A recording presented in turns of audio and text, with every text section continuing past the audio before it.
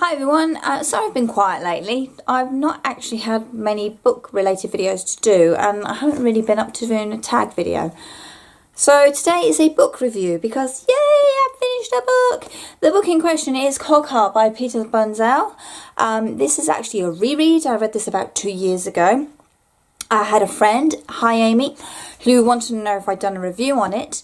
Turned out I hadn't because I wasn't on BookTube at the time I read this.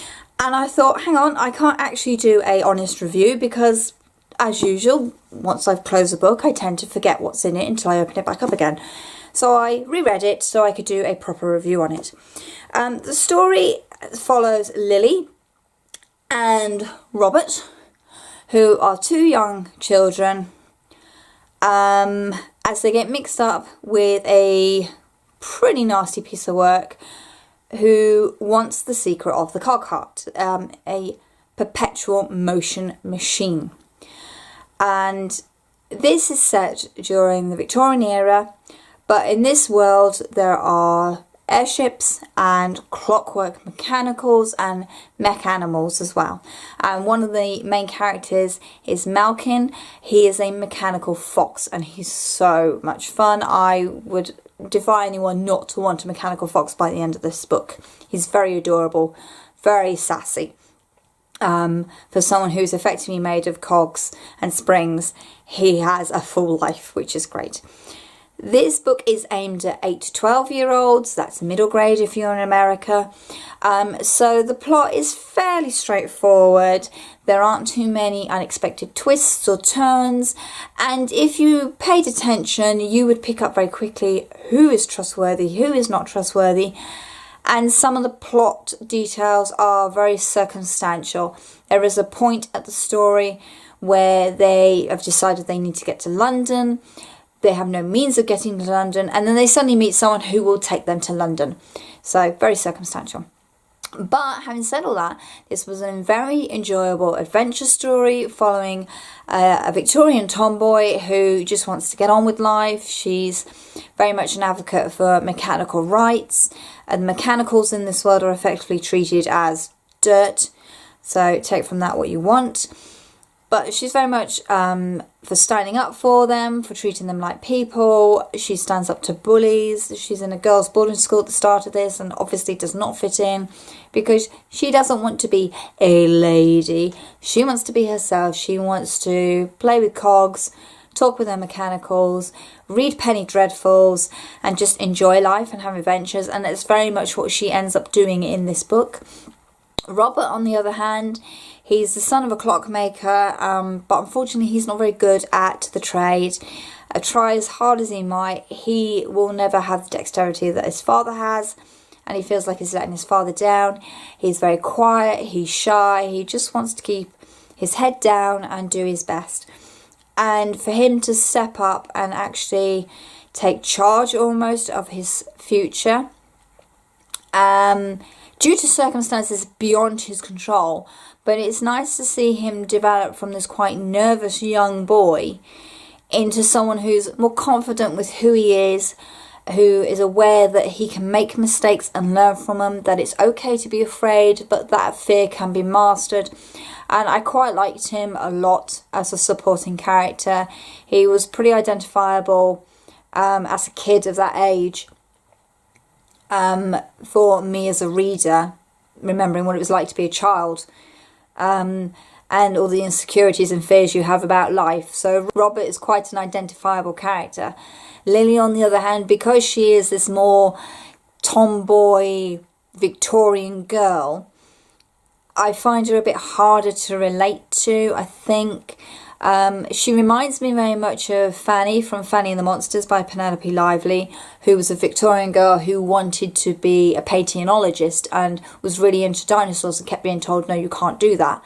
So that's very much how Lily comes across. She's the Victorian girl who wants to do something she's been told she can't do. Because it's aimed at 8 to 12, like I said, the plot is fairly straightforward. It is, in effect, this is a chase story. Lily finds out that she has something that some bad people want, and she has to keep one step ahead of them to basically keep herself alive because these are brutal people. and they're not nice. The baddies in this are pretty two-dimensional. There's not much to them really, other than the more thugs and bullies and pretty downright cruel, to be honest. The level of violence in here is more Saturday morning cartoon violence, I would say. You know, bad things have happened, bad things do happen, but it's very much more in a safe environment. There's obviously no description of gore or anything. What I think is more frightening is the description of the henchmen, particularly Mr. Mould and Mr. Roach, have, as their defining feature, silver lenses that are actually stitched into their eye sockets. They are known as hybrids in this world, so they kind of owe themselves to the main bad person. But the description of this mirrorless eyes looking at you is actually a little freaky, and I think visually is quite striking. So there is some element of horror in there, but it is very much on the sort of safe side rather than the gore side of it. And I think that's purely because of the age range this book is aimed at. I have to say, I really enjoyed it. I like a lot of the world building that is alluded to in this story. I would certainly want to see a lot more of how Victorian England has developed with these mechanicals, the fact they are doing all the menial jobs that normally the very poor would be doing, or certainly the very badly paid. So we have mechanicals being servants and market stall people. So it'd be interesting to see how society's changed in regards to the fact that the poor aren't doing these jobs that they would historically have been doing. I also like the idea of airships as public transport. That's kind of a cool idea, and I really like that concept that, you know, air travel's really safe and it's okay. We have mechanical transportation, so very early clockwork-based cars for the rich. And it's kind of like all these little influences on how Victorian London in this series is just slightly different to our own. How airships have become the common form of transport and has its own laws and regulations as though you were driving a car, but obviously in the air. So that's really fascinating to me. There is a series of these books. I actually have Moonlocket up here, which is still on my TBR list. I will probably read that actually pretty quickly, having read Cogheart. And I do know next month, I think, Sky Circus comes out, which is a nice yellow cover.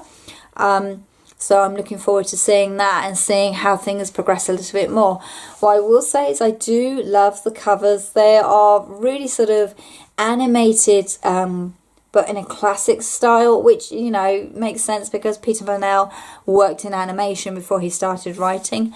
But the fact you open up the book and inside you can see all the clockwork mechanism that would work to get this to move at the front. So I think they're really clever, and they all do that as well, which is really good.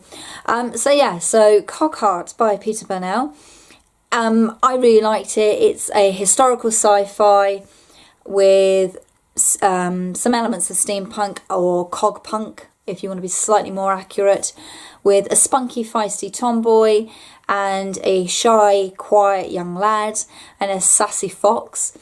Very good, very enjoyable. Certainly a good entry level for a younger reader that you want to try and inspire them into reading something a bit more fantastical and a little bit more historical, because you do get elements of Victorian society in this book, particularly for Lily. So there we go. Let me know if you read Cogheart down below. Leave me your thoughts and comments. Of course, if you didn't like it as much as I liked it, you're allowed to say that. That's absolutely fine. You can find me on social media. All my links are in the description box down below, as is my book blog, which also has a review of Cogheart on it, which probably says some other things that I've forgotten to say in here. Please go and check that out as well. As always, thank you much for watching and happy reading. Bye.